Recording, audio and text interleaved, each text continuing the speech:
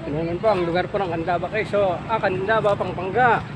Yan sa mga viewers dyan, yan. Okay. So ito ating mga live ng Candaba. Daw po, po ito ay parang mangka-vlog.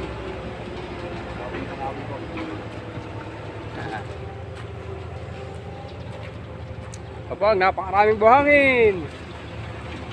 Pagkala po, yan. Kahit nyo naman, pinakagwapo ng siya may vloggers.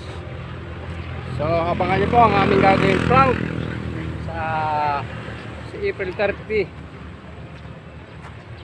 Sa mga vlogger po, gagawa po ako ng prank para sumasaya po ang mga view.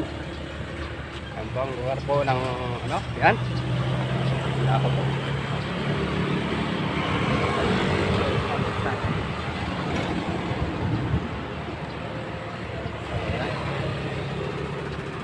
Sige po, ang view. Tumabali ah. Yo, baba natin.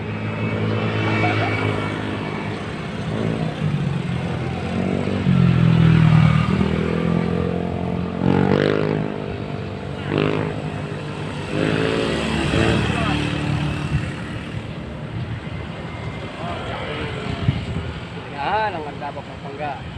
Dito po nagtatrabaho.